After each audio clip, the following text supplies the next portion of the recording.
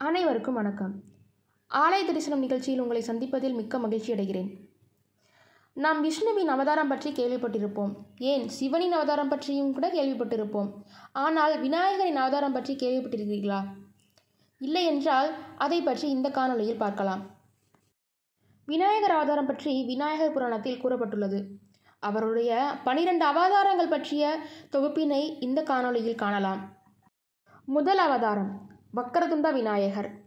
இந்த அவதாரம் உலகம் ஒவ்வொரு முறை அழியும் போதும் தோன்றி மீண்டும் அந்த உலகத்தை படைப்பதற்கான வழிமுறைகளை விஷ்ணு, பிரம்மா, ஈசன் ஆகியோருக்கு அருள் புரிபவர். இரண்டாவது அவதாரம் கஜான விநாயகர்.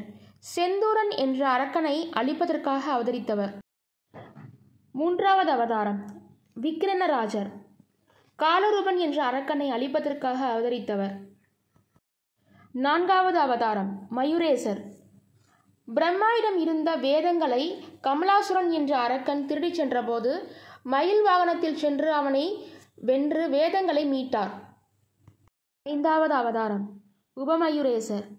சிந்தாசுரன் என்ற அசுரன் தேவர்களை சிறை வைத்தபோது அவனை அழிப்பதற்காக அவதரித்தவர். ஆறாவது அவதாரம் பாலச்சந்திரர் அவதாரம். தூமராசன் என்ற அசுரனை அழிப்பதற்காக அவதரித்தவர். ஏழாவது அவதாரம் சிந்தாமணி அவதாரம். கபிலர் என்ற முனிவரிடமிருந்த சிந்தாமணி என்ற அற்புத பொருளை கனகராஜன் என்ற அசுரன் திருடிச் சென்றான். உயிர் காக்கும் இந்த சிந்தாமணியை அவனிடமிருந்து மீட்டவர். அதனால் அவருக்கு சிந்தாமணி என்ற பெயர் வந்தது. எட்டாவது அவதாரம் பலி என்ற அசுரன் தேவர்களை துன்புறுத்திய போது 5 முகத்துடன் தோன்றி அவரை அழித்ததால் இந்த அவதாரம் தோன்றிற்று. ஒன்பதாவது அவதாரம் கணபதி அவதாரம். கணங்களின் தலைவன் என்பதாலும் கஜமுக அசுரனை அழித்ததாலும் இவருக்கு கணபதி என்ற பெயர் வந்தது.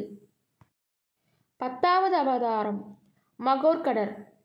காசிராஜன் என்ற புகழ்பெற்றிருந்த அரசனுக்கு நாராந்தகன், தேவாந்தகன் என்ற கொடியவர்கள் துன்பம் செய்து வந்தனர். இதனால் உலகத்தில் தர்மம் அழிந்திருந்தது. இதனால் அவர்களை அழிக்க அவதரித்தவர் மகோர்கடர். 11வது அவதாரம் துண்டி. துராசதன் என்ற அசுரனை அழிக்க அவதரித்தவர். 12வது அவதாரம் வல்லபை விநாயகர். மரீச முனிவரின் மகளான வல்லபையை திருமணம் செய்தவர். இதனால் இவருக்கு வல்லபை விநாயகர் என்று பெயர். விநாயகரின் 12 அவதாரம் பற்றிய விரிவான தகவல்களை நமது சேனலில் ஒளிபரப்பு செய்யப்படும். அதை தொடர்ந்து கேட்பதற்கு நமது சேனலை சப்ஸ்கிரைப் செய்யவும். இந்த வீடியோவுக்கு லைக் போடுங்க, உங்கள் ஃப்ரெண்ட்ஸுக்கு ஷேர் பண்ணுங்கள். நன்றி.